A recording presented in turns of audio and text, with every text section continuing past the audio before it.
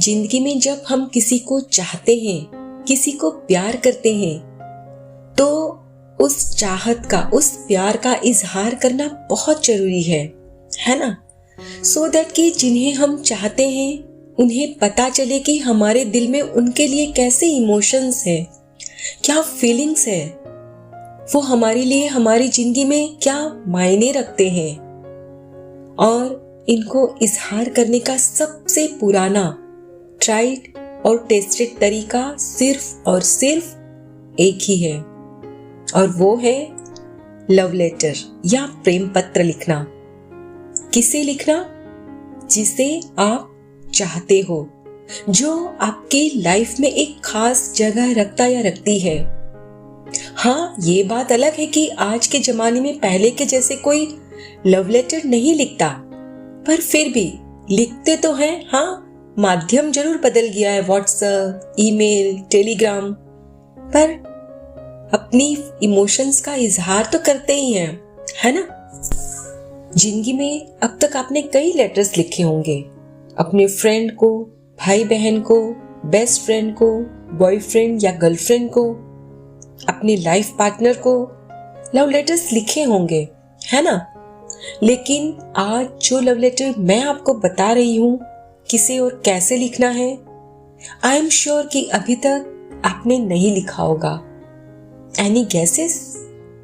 जी हाँ, ये love letter हम जिसे हर वक्त, हर समय चाहते हैं उसे, यानी कि पैसों को, मनी को लिखना है।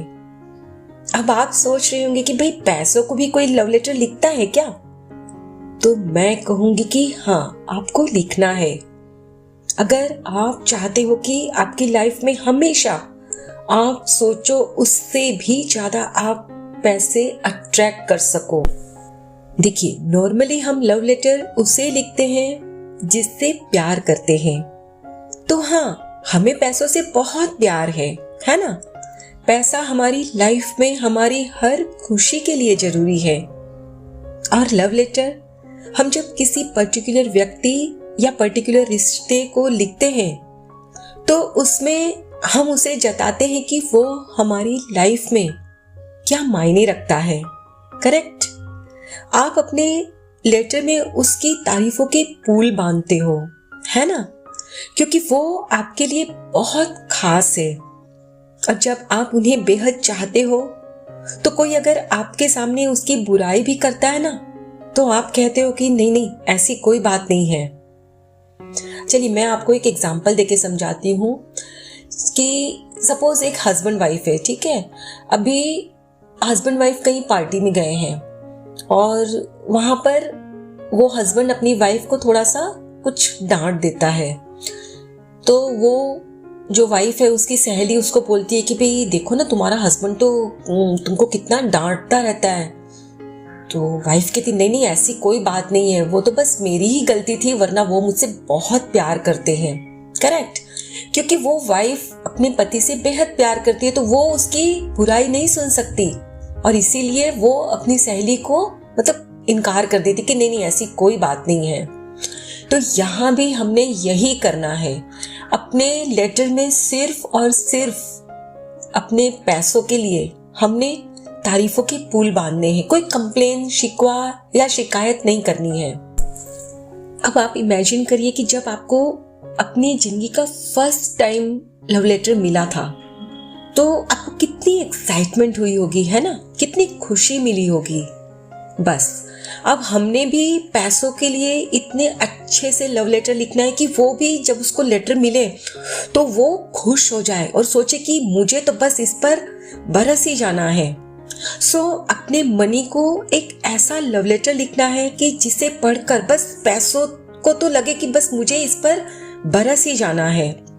आपने लेटर में लिखना है कि क्यों आप इससे प्यार करते हो, क्यों आपके लिए ये जरूरी है, आपके जीवन में इसका क्या रोल है, वो आपकी कैसे केयर लेता है। इन अ वे आपने पैसों की तारीफ करनी है, आपने सब कुछ डिटेल में लिखना है। और जब आप लिखते जाओगे तो आप देखोगे कि आप अंदर से ग्रेटफुल फील करने लगे हो।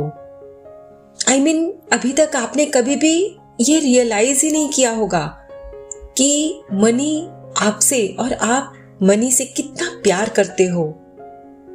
आप मन ही मन भगवान को धन्यवाद कहने लगोगी कि पैसों ने आपका कितना साथ दिया है।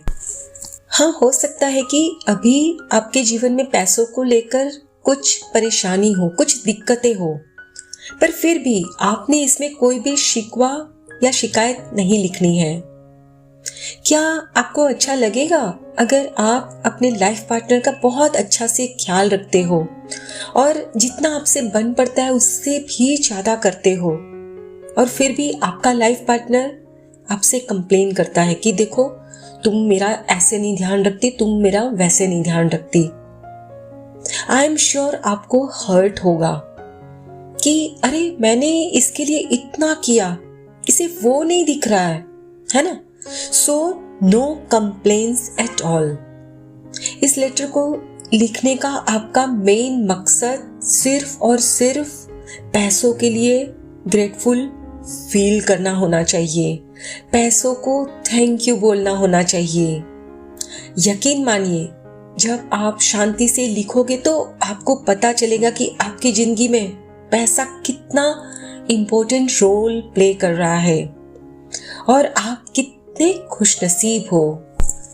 हम सब जानते हैं कि ग्रेटिट्यूड एक जादू की तरह काम करता है और हम जिस चीज के लिए भी ग्रेटफुल फील करते हैं, शुक्राना करते हैं, हमें वो चीज और भी ज्यादा मिलती है और हमारी जिंदगी खुशहाल बन जाती है। तो यहाँ हमने पैसों के लिए भी वही करना है।